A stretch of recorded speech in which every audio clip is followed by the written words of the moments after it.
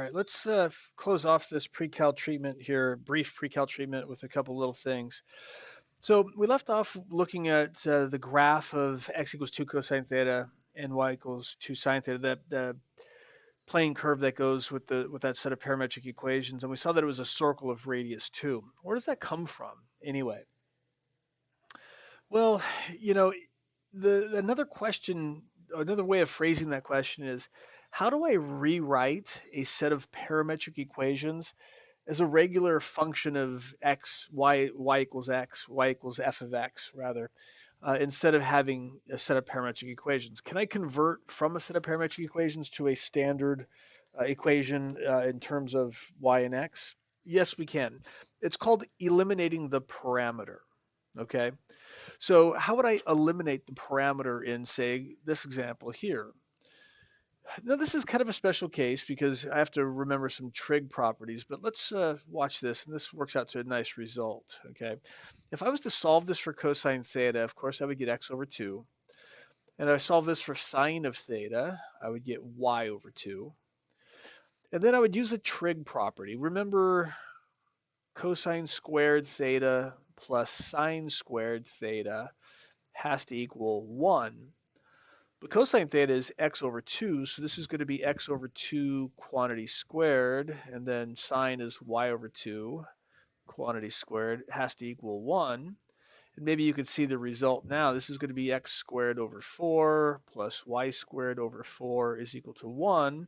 And if we clear the fraction here, we get x squared plus y squared is equal to 4, which is just a circle centered at the origin of radius 2, which is exactly what that represented. And so we're off to a good start. We can eliminate the parameter in this example and other trig-based examples by doing a little bit of using a trig identity of some sort and a little bit of algebra to help rewrite the expression. Let's go back to one of our earlier examples and see how we might eliminate the parameter. The very first set of parametric equations I gave you was x equals 3 halves t, and y is equal to 4 minus 3/4 t squared. I hope I'm remembering that correctly. I believe I am. So how would I eliminate the parameter here? Well, quite simply, I could just solve one of these, the easier one, which obviously is going to be x here. Solve for t. That would be 2/3 t. And then I can plug that 2/3 t into the expression for y. Oh, it should be 2/3 x, excuse me. T is equal to 2/3 x. And then if I work this out here, or simplify this, this is going to be 4/9 x squared. So that means y is going to be equal to 4 minus, the 4's here on this diagonal are going to cancel. We're going to have 1/3 x squared. And if you remember, that was the very first equation we started with for the parabola that we were then parametrizing. I always have trouble with that word, but so that's a way we can do this. We could just take either equation, x in terms of t or y in terms of t, and solve whichever is easier. Solve for t, and then substitute into the other one to eliminate that parameter. It doesn't always work out to be that easy, but for the examples, for our purposes, they will be. All right. What if I wanted to take some equation and turn it into a set of parametric equations? So what if I wanted to take, y equals 6 x squared minus 1 and turn it into a set of parametric equations? Now hold on here. This is going to take a lot of mental power here, okay?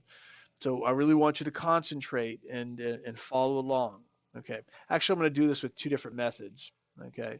The first method is super challenging, but you guys can handle it. Well, what I can do is I could say, well, let's let x equal t, and then y equals 6t squared minus 1, since x is equal to t. And there it is. See how challenging this stuff is? Super hard. Another way we can do this, and this is sort of arbitrary, is just make up the relationship. Okay, no, it's not sort of arbitrary. It's exactly arbitrary. Method two, let's say I want x to be 1/3 t. Okay, well then I just would replace x with 1/3 t in this equation here, and there I have it. That's a set of parametric equations unsimplified in the y form, but that works just as well. There are other things we could do to eliminate the parameter, or to create a set of parametric equations that aren't important to us, and it's not tested on the AP. So I just want you to be able to see that we can take an ordinary equation and make it parametric by these simple methods. Just define x to be something in terms of t, substitute that thing into the y equation for x, simplify, and there you go. You have a set of parametric equations that will create that function. All right, so that's all for the pre-cal treatment that you're going to get. I'll give you another video for the calculus stuff when I get the chance. Go study.